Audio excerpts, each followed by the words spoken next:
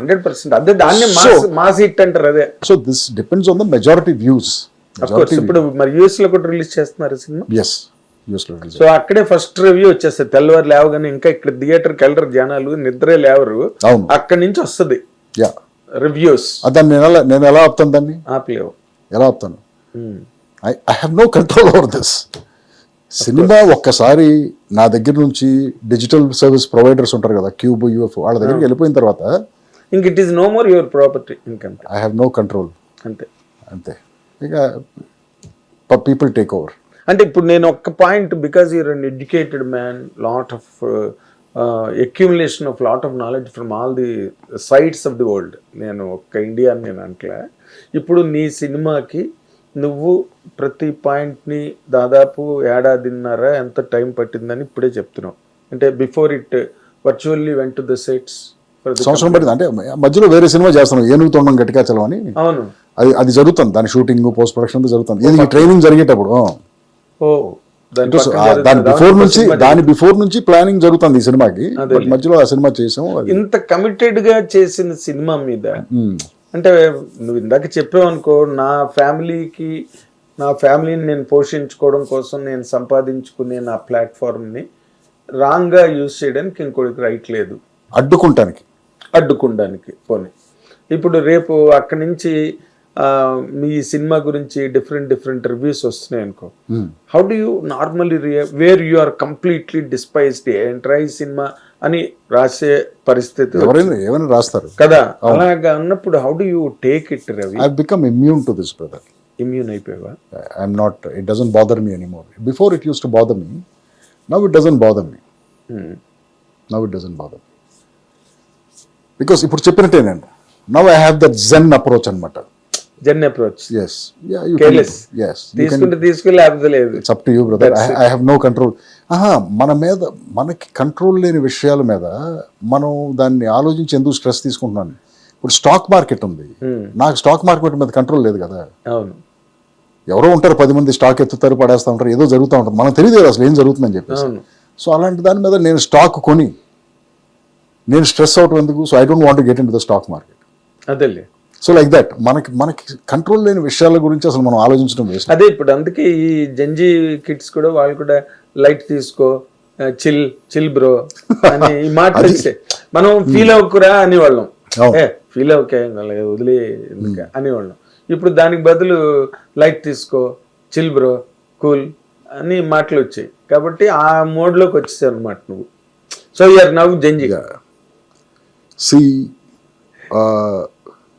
మీరు అన్నట్టు ఈ సోషల్ మీడియా వచ్చిన తర్వాత ఒపీనియనేషన్ ఎక్కువైపోయింది. సోషల్ మీడియా ఎప్పుడైతే డెమోక్రటిక్ అయిపోయింది, ఎవరైనా ఏదైనా ఎక్స్ప్రెస్ చేసుకోవచ్చు అక్కడ. ఓపెన్ కదా, ఓపెన్. మీ ఇష్టం, you can say whatever you want, there is no filter. So ఇదేమైపోయిందంటే, నేను somewhere here that sensitivity has to come in. నేను అనే ఈ మాట వల్ల, నేను పెట్టే ఈ పోస్ట్ వల్ల అవతలవాడికి ఏమన్నా ఇబ్బంది అవుతుందేమో, కరెక్ట్ అని ఒక చిన్న కన్సిడరేషన్ ఉంటే చాలా వరకు మీరు నన్ను అడిగే ప్రాబ్లమ్స్ అన్నీ ఉండవు. అవును, ఇప్పుడు సినిమాకి పూర్వం మౌత్ టాక్ అని ఉండేది.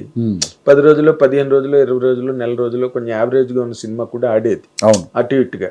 ఇప్పుడు ఫస్ట్ రివ్యూ వేసి నుంచి రాగానే ఫస్ట్ హాఫ్ బాగోలేదు, సెకండ్ హాఫ్ బాగోలేదు, ఆ 20 minutes వాచబుల్, పర్లేదు, యావరేజ్ అని వాళ్ళే ఒక గ్రేడింగ్ ఇచ్చి వదులుతుంటే పీపుల్ ఆర్ లైట్, చిల్ అనుకుని ఉండిపోతున్నారు.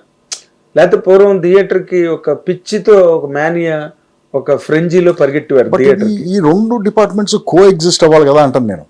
అవ్వట్లేదు కదా అంటున్నాను. సినిమాలు తీస్తే ఈ సోకాల్డ్ మీరు చెప్పే మీడియా అవుట్లెట్స్ ఇవన్నీ కూడా వాళ్ళకి ఫీడింగ్ ఉంటుంది కదా.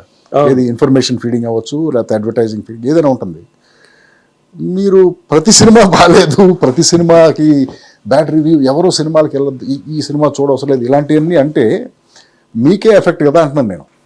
ఎఫెక్ట్ అంటే దాన్ని ఎఫెక్ట్గా తీసుకోవట్లేదు కదా, ఎఫెక్టివ్గా తీసుకుంటున్నారు, ఎఫెక్టివ్గా రాస్తున్నావు అనుకుంటారు. ఎందుకు అంతవరకు వెళ్ళిపోతావు? ఇప్పుడు మొన్న నువ్వు ఏదో ఇంటర్వ్యూలో ఒక హిట్ వస్తే చాలు కళ్ళద్దాలు పెట్టి ఇష్టం వచ్చినట్టు బాడీ లాంగ్వేజ్ మారిపోతుంది అని అన్నావు. దాన్ని మొత్తం ట్విట్టర్ నిండా అల్లు అర్జున్ని టార్గెట్ చేసి అసలు నువ్వు చూసావో లేదో నాకు తెలియదు. నేను చూడండి బ్రదర్, నేను ట్విట్టర్లో లేను, నేను ఫేస్బుక్లో లేను, నేను సోషల్ మీడియాలో ఇన్స్టాగ్రామ్ ఒకదాను. నేను అసలు ఎవరిని ఉద్దేశించి అనలేదు బ్రదర్. నేను ఓవరాల్ జనరల్ బిహేవియర్ ప్యాటర్న్ గురించి మాట్లాడాను. నేను ఎందుకు ఆయన బన్నీ నాకు చిన్నప్పటి నుంచి తెలుసు. Why will I say anything about Bunny or anyone? ఓవరాల్గా జనరల్గా అన్నాను నేను. That is I have watched some people behave like that. అందరం చూసిన వాళ్ళమే ఇండస్ట్రీలో. అన్ని 2 హిట్లు రాగానే డైరెక్టర్లు తేడా బిహేవియర్లు ఉన్న వాళ్ళని చూసాం. 2 హిట్లు రాగానే తేడా బిహేవియర్ వచ్చిన వాళ్ళను. ఇప్పుడు మెగాస్టార్ చిరంజీవి గారికి ఇన్ని హిట్లు వచ్చి అన్నంత ఆ రోజు 80s 90s హీరోస్ ఎంత హంబుల్ గా ఉంటారు. అదే అన్నాను. I can only quote Chiranjeevi garu. ఆయన ఎలా డౌన్ టు ఎర్త్, చాలా మామూలుగా సింపుల్ గా ఈయన మెగాస్టార్ చిరంజీవి అలా ఉంటారు. మరి నేను అన్నది వేరే, సరే వదిలేండి. అదే నేను అన్నది సోషల్ మీడియా ఇంపాక్ట్.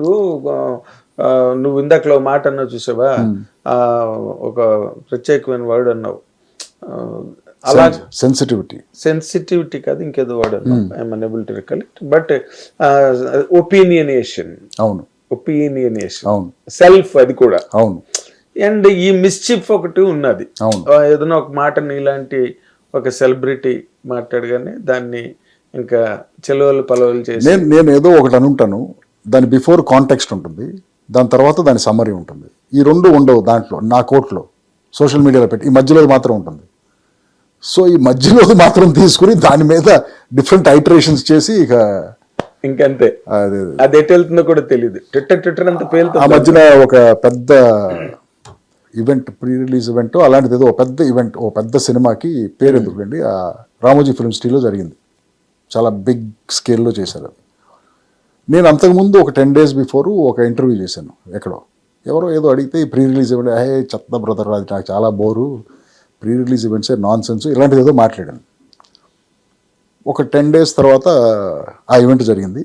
దానికి ఒక 2 days తర్వాత నేను అప్పుడు మాట్లాడింది ఈ ఈవెంట్ 2 పక్క పక్కన పెట్టేసి నేను దీని గురించే అన్నట్టు క్రియేట్ అయిపోయింది. నువ్వు అన్నది చాలా ముందు 10 days బిఫోర్ ఇంటర్వ్యూ చేశాను. తర్వాత ఆ సినిమాకి సంబంధించిన డైరెక్టర్ గారి ఫాదరు, ఆయన బాగా క్లోజ్, నాకు తెలుసు ఆయన బాగా. ఆయనతో కలిపి, సార్ మనాడితో చెప్పండి, నేను దానికి దీనికి సంబంధం లేదు సార్, ఇది ఎప్పుడో 10 రోజుల ముందు చేశాను ఆ ఇంటర్వ్యూ. లేదు లేదు బ్రదర్, వాళ్ళు అలాగే చేస్తారు, వాళ్ళు చేయకపోతే కదా మనం ఆలోచించాలి, ఈ పక్కన పెట్టే కార్యక్రమాలు జనం రెడీగా ఉంటారు, అది చెప్పాడు. So they didn't take it seriously. అది in spite of all that